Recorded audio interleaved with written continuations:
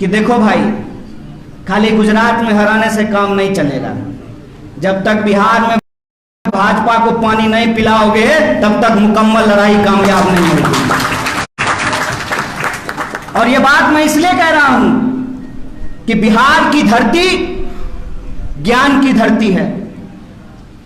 भगवान महात्मा बुद्ध को यहीं पे ज्ञान मिला है।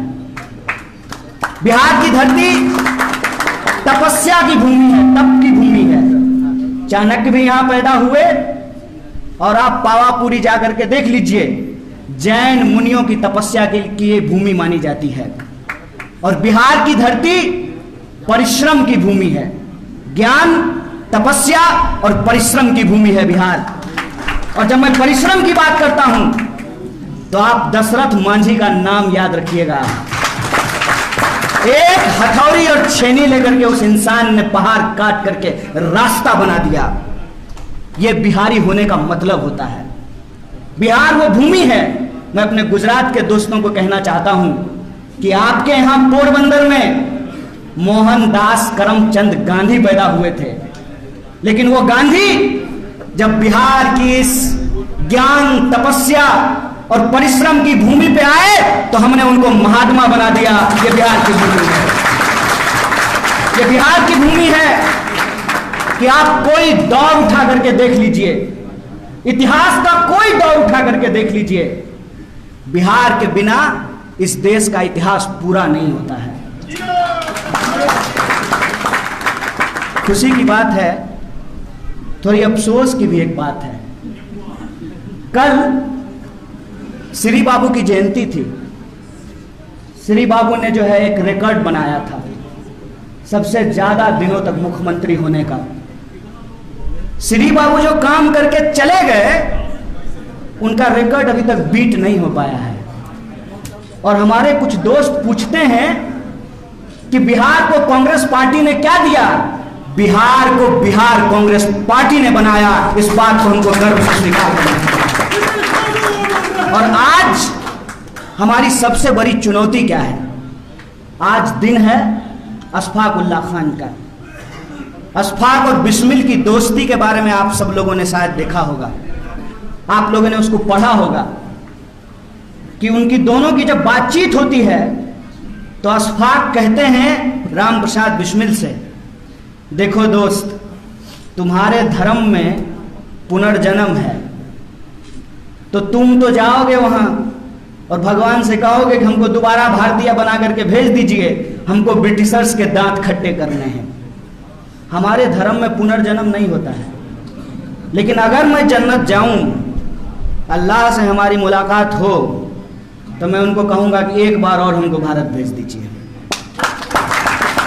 ये भारत है जहां एक खान एक ब्राह्मण के साथ मिलकर के कहता है, सरफरोशी की तमन्ना अब हमारे दिल में है, देखना है जोर कितना बाजू में खाते हैं। ये जो एकता है, इस एकता को आज छिन्न भिन्न किया जा रहा है। और यही जो एकता छिन्न भिन्न होती है, इसी का नतीजा है, विश्वास कीजिए हम पर, भारत का कोई ऐसा हिस्सा नहीं है जहां हम गए नहीं हैं। एक साथ दोनों बात लोग बोलते हैं, कहते हैं कि बिहार के लोग बड़े परिश्रमी होते हैं। हम हाँ भाई, तुम्हारा गंदगी उठाते हैं, तुम्हारा ठेला चलाते हैं, तुम्हारी फैक्ट्रियों में काम करते हैं, तुम्हारा घर साफ करते हैं, तुम्हारी सड़कें बनाते हैं, तुम्हारी बिल्डिंगें बनाते हैं। गाली तो देते ही हो, जब मौका मिलता है गोली भी मार देते हो। मैं बिहार की इस जनता से यही कहना चाहता हूं कि बिहार के उस इतिहास का पुनर्जागरण हमको करना पड़ेगा। और बिहारी होने का मतलब गाली नहीं, गौरव है। यह हमको पुनर्स्थापित करना होगा। यही हमारी आज की लड़ाई है। कई साथियों ने कहा कि कैसे करेंगे, कैसे होगा ये, तो मैं एक बात उनको कहना चाहता हूं कि जो पार्टी इस देश को आजादी दिलाई है, वो पार्टी ही इस देश की आजादी को बचा भी सकती है। इस बात को अपने दिमाग में डाल लीजिए। इस बात को हम तमाम लोगों को समझ लेना होगा। जात और धर्म के नाम पे समाज का बंटवारा दरअसल इस देश की जो आम आवाम है उनके हक हुकूक को छीनने और मारने की साजिश है। यह बात हमको समझना पड़ेगा। सामाजिक न्याय के साथ साथ हमको सामाजिक एकता की जरूरत है। यह बात हमको अपने दिमाग में डालना पड़ेगा। और बिहार में रहने वाले 12 करोड़ से ज्यादा लोग, चाहे वो तिलक लगाते हो या टोपी पहनते हो, चाहे वो मंदिर जाते हो या मस्जिद जाते हो, चाहे वो खेत में काम करते हो या फैक्ट्रियों में काम करते हो, चाहे वो बिहार में रहते हो या बिहार के बाहर रहते हो, वो तमाम जो बिहार के लोग हैं उनके रोजी रोटी, कपड़ा, मकान, शिक्षा, स्वास्थ्य, सड़क, बिजली, पानी और आत्मसम्मान की लड़ाई कांग्रेस पार्टी लड़ेगी। इसी संकल्प के साथ हम इस मंच पे आप तमाम लोगों के साथ इस परिवार में सम्मिलित हुए हैं। एक साथी ने हमको कहा कैसे कीजिएगा, तो हमने कहा अपने दोनों दोस्तों की तरफ इशारा करके कि देखिए हार्दिक की तरफ, देखिए जिग्नेश की तरफ और देखिए हमारी तरफ। कोई पृष्ठभूमि है, कोई पृष्ठभूमि है, कोई परिवार में ऐसा है जिसका नाम लेकर के हम लोग राजनीति कर सकें? है कोई हमारा इतिहास? हम आपकी तरह एक साधारण इंसान का बच्चा है। हम तीनों का कोई पृष्ठभूमि नहीं है। प्रश्न ये उठता है कि हम कांग्रेस पार्टी में क्यों आए हैं।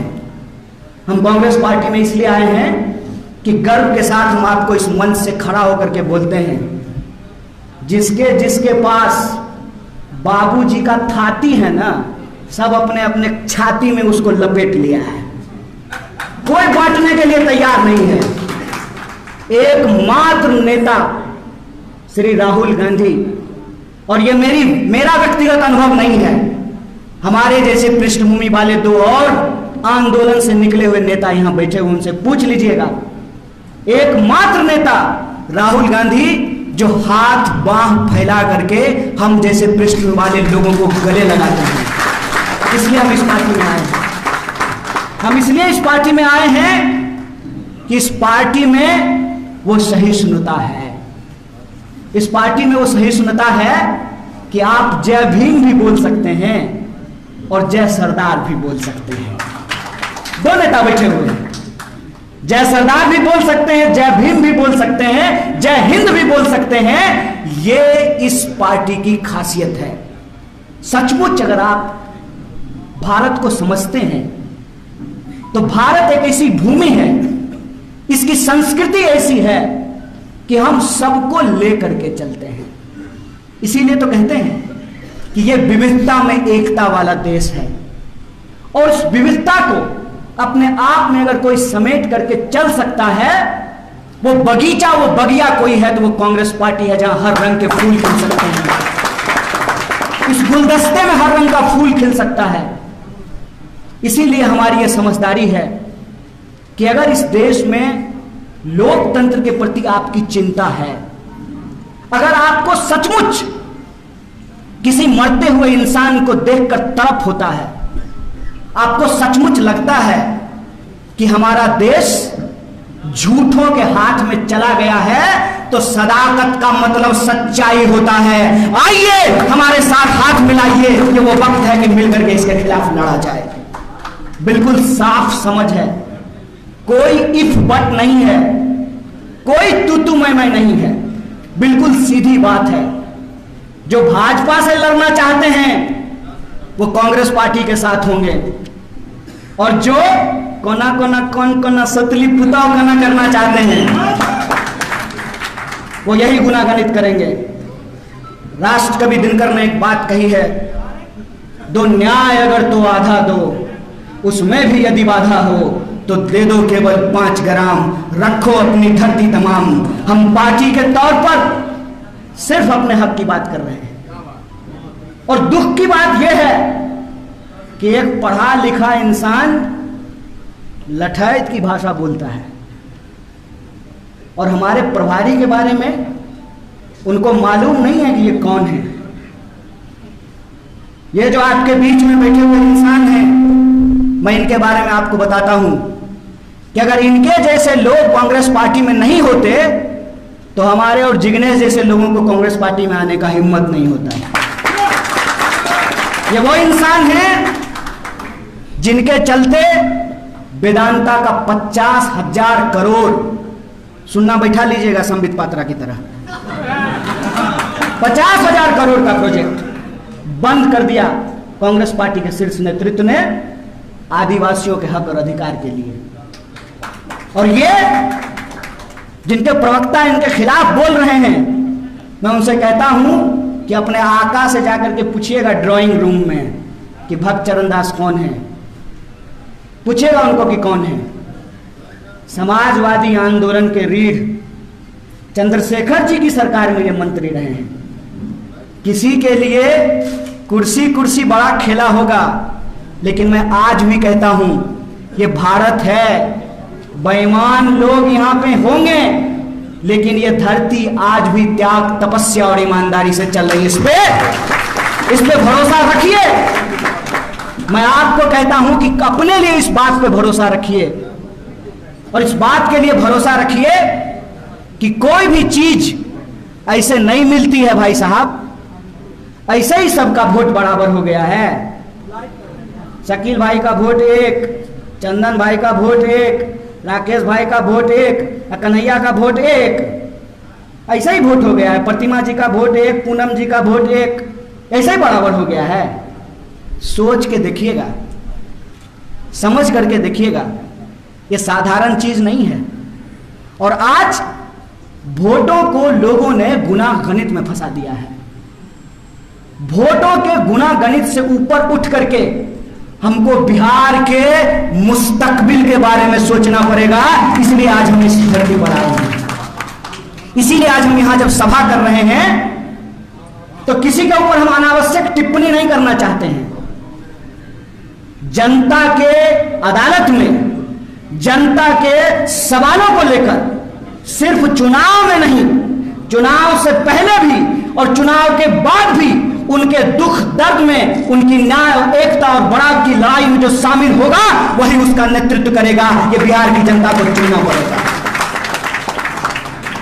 जो लोग चुनाव को समीकरण बना दिए हैं उनसे हम एक सवाल पूछना चाहते हैं।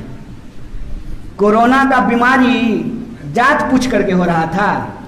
नहीं नहीं नहीं नहीं, ये जो है पंडित जी का लड़का है, इसको को नहीं होते हैं। नहीं नहीं नहीं, ये तो जो है दलित है, इसको हो जाते हैं। जात पूछ करके कोरोना होता है। डेंगू का मच्छर आपके कान के पास आता है, पहले आपका उपनाम पूछता है, बताओ कौन जात हो, कौन जात, उसके बाद काटता है। कब तक पूर्वक बनाइएगा जी, कब तक पूर्वक बनाइएगा? कांग्रेस पार्टी नहीं है सत्ता में, बिहार की सत्ता में कांग्रेस पार्टी नहीं है। कांग्रेस पार्टी से जिन लोगों ने सत्ता छीनी थी, बिहार की जनता जब उनके घर पे जाते हैं लोग वोट मांगने के लिए, तो पूछे ना कि बताओ क्या दिए हो हमको 30 साल में। ये सवाल उनसे पूछना चाहिए, नहीं पूछना चाहिए। खाली आत्मसम्मान होता है, खाली आत्मसम्मान होता है। माथा पर टोकरी लेकर के जाएंगे नौकरी करने के लिए, तो मन होगा तो 2 रुपया जो है हमारा श्रम हमको देगा, अब मन होगा तो हमको गाली देगा। देखिए कश्मीर में गोली दे रहा है, कौन लेगा इसकी जिम्मेवारी भाई? इलाज कराने के लिए बाहर जाएं, पढ़ने के लिए बाहर जाएं, रोजगार के लिए बाहर जाएं, और वोट देने के लिए आप, वोट लेने के लिए आप हमारे घर में आइएगा। बोलिए इनको झाड़ू मार करके भगाना चाहिए, नहीं भगाना चाहिए? यह सवाल है। इसीलिए मैं बिहार के नौजवानों से खास करके यह अपील करना चाहता हूं कि बिना मतलब के किसी दुविधा में मत रहिए। आमने सामने की लड़ाई छिड़ चुकी है। एक तरफ वो लोग हैं जिन्होंने आजादी के आंदोलन के दौरान अंग्रेजों के साथ चाय पे चर्चा की थी, एक तरफ हम हैं कि हमारे पुरखों ने इस देश की आजादी के लिए अपनी जान गंवाई है। आपको पता है मुझे क्यों नहीं लगता है कि मैं दूसरे परिवार में आया हूं? मैं पहले भी सदाकत आश्रम आ चुका हूं। मेरे गांव के, मेरे परिवार के लोग, पूरा का पूरा परिवार सदाकत आश्रम में रहता था। मैं उस भूमि से आता हूं। अजीब संयोग है कि हमारा ताल्लुक उस परिवार से है कि कांग्रेस पार्टी के शीर्ष नेता रामचरित्र बाबू भी उस घर में पैदा हुए और कम्युनिस्ट पार्टी के भी शीर्ष नेता चंद्रशेखर बाबू उसी घर में पैदा हुए। हम उस गांव से आते हैं। हमको असल में समझ में आती है कि विपक्षी एकता क्या होती है। विपक्षी एकता का मतलब अगर कोई समझ सकता है तो सदाकत आश्रम की भूमि समझ सकती है। इस बात का मैं आपको भरोसा दिलाना चाहता हूं। और दूसरा भरोसा जो मैं आपको दे सकता हूं, देखिए पूर्वा पछिया कुछ हो जाए, कुछ हो जाए, इतना तो मानते हैं ना कि कांग्रेस कभी भाजपा के साथ नहीं जाएगी। बोलिए, खुल के बोलिए, कुछ हो जाए। अरे हो सकता है दो चार गो सिंधिया निकल जाए, क्या दिक्कत? क्या कांग्रेस पार्टी कभी भाजपा के पास जा सकती है? और एक इतिहास और बता देते हैं, सीना ठोक के बोलते हैं, कल से प्रवक्ता जवाब दे कि कांग्रेस पार्टी को छोड़ करके कौन ऐसी पार्टी है जिसने भाजपा के साथ गला नहीं मिलाया है? बोलिए, बोलिए, इस सवाल का जवाब दीजिए। और आखिरी बात बोल करके मैं आपकी बात खत्म करूंगा। मैं बिहार के तमाम वो लोग जिनको बिहारी होने पे गर्व महसूस होता है, बिहार के वो तमाम नौजवान जिनको लगता है कि बिहार का मुस्तकबिल बदलना चाहिए, जब हम जाएं तो लोग सम्मान के साथ कहे कि अरे आइए आइए, आप तो बुद्ध की ज्ञान भूमि से आए हैं। अरे आइए आइए, आप तो चाणक्य की भूमि से आए हैं। अरे आइए आइए, सामाजिक न्याय के बड़े पुरोधा जगदेव प्रसाद और कर्पूरी ठाकुर की भूमि से आए हैं। अरे आइए आइए, आप तो दर्शक मांझी की धरती से आए हैं। अरे आइए आइए, आपके यहाँ तो 1942 के भारत छोड़ो आंदोलन में अंग्रेजों को दांतों तले उंगलियां चबानी पड़ी थी। आप उस क्रांतिकारी धरती से आए हैं। हम नहीं चाहते हैं कि हमारे श्रम के बदले हमको गाली और गोली मिले। इसीलिए मैं आप तमाम नौजवानों से यह अपील करता हूं कि इस पार्टी के साथ जुड़िए और हम इतिहास बदल करके दिखाएंगे। वह पथ क्या, पथिक कुशलता क्या, जिस पथ में बिखरे सूल न हो, नाविक की धैर्य परीक्षा क्या, जब धाराएं प्रतिकूल न हो। यह मैं आप तमाम लोगों से अपील करने के लिए आया हूं।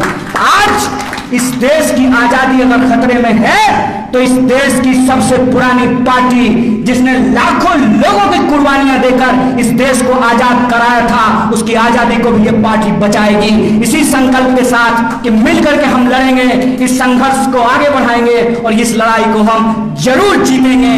और आखिरी बात, आखिरी चीज, किसी की लकीर मिटानी नहीं है भाई।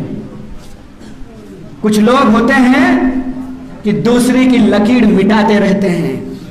हम आशावादी लोग हैं, किसान परिवार में पैदा लिए हैं।